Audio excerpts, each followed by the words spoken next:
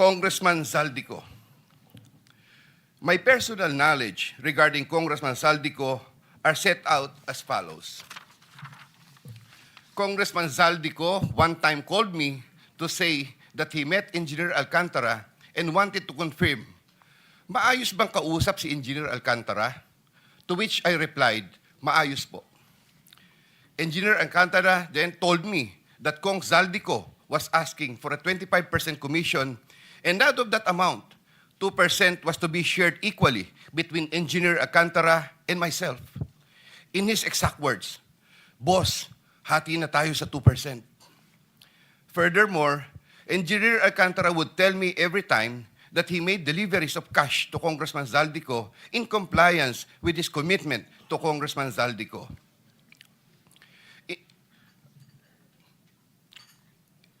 In this affidavit, I shall mention my personal knowledge regarding Senator Chiz Escudero as follows. Maynard Ngu and I are close friends, and we go years back. He is also a close friend and campaign contributor of Senator Chiz Escudero. Maynard Ngu asked me to submit a list of projects. I personally submitted a list of projects to Maynard Ngu, and some of the items therein pertaining to Valenzuela and Marinduque projects were subsequently included in the General Appropriations Act. A copy of the list of Valenzuela and Marinduque projects is here to attach to this affidavit as Annex A. When I gave him the list and in relation to the commitment, I asked him, "Boss, paano to?" Maynard replied, "Bahala ka na." I asked, "Boss, okay na ba ang 20%? Maynard said, "Okay." After inclusion of the projects in the GAA, I delivered 20% of approximately 800 million or about 160 million to Maynard Ngu, which was meant for Senator Escudero. Finally, I would like to add that deliveries of cash were personally made to me, by me, to Maynard Ngu at his office in Manila. I confirm that Commissioner Lipana requested that he be referred to officers of DPWH Bulacan 1st DEO. I referred to Engineer Bryce Hernandez. I have no personal knowledge if they were able to secure a project in Bulacan 1st DEO. Furthermore, and subject to possible referral to an executive session upon the approval of the Honorable Chairman, I attest to the broader systemic issues in DPWH that are widespread. My statements hereunder are based on personal knowledge and direct interactions with the personalities involved with great risk to my safety and that of my family members. I confirm the following. Usec 𝐂𝐍𝐍 of DepEd. Usec 𝐂𝐍𝐍 used to work for Senator Bong Revilla and Senator Sani Angara before his appointment as Usec for the Department of Education.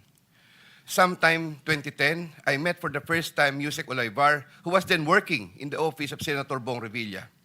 Later, I learned that he transferred to the office of Senator Edgardo Angara and then later to Senator Sani Angara. Sometime 2024, Usec 𝐂𝐍𝐍 personally called me for a meeting to discuss about unprogrammed appropriations, supposedly for the office of the Executive Secretary. In the said meeting, he requested me to submit a list of projects. After the meeting, I asked Bulacan 1st DEO to prepare a list of projects for funding. Thereafter, Engineer Alcantara submitted a list of projects worth 2.85 billion. Here to attach as Annex B is a list of those projects. Subsequently, I submitted this list to Usec 𝐂𝐍𝐍. Usec 𝐂𝐍𝐍 told me that the commitment is 15%. In his words, "Boss, 15 yan." Thereafter, the DPWH received a special allotment release order for 2.85 billion for the projects listed in Annex B.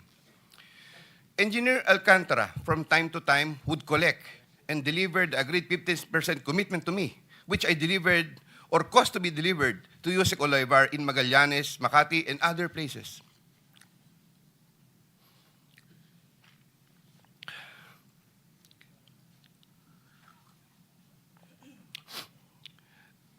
Senator Ramon Bong Revilla. Sometime in the year 2024, Senator Revilla and I met where I gave him a list of projects given to me by Engineer Alcantara. Senator Revilla asked for a commitment, which I suggested. Then he approved at 25% of the total amount of the projects indicated in the list here to attach as Annex C. I relayed the 25% commitment to Engineer Alcantara and told him that Senator Revilla will appreciate additional contributions for his senatorial re-election bid. Engineer Alcantara collected the 25% commitment, or about 125 million, which was turned over to me and then delivered to Senator Revilla in his house in Cavite.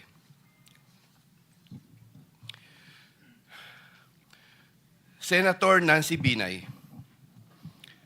Sometime in the year 2024, Carlin Villa, a staff of trusted confidant of Senator Binay, called me and asked for a commitment which was set at 15% of the total amount of the projects indicated in the list here to attach as Annex D.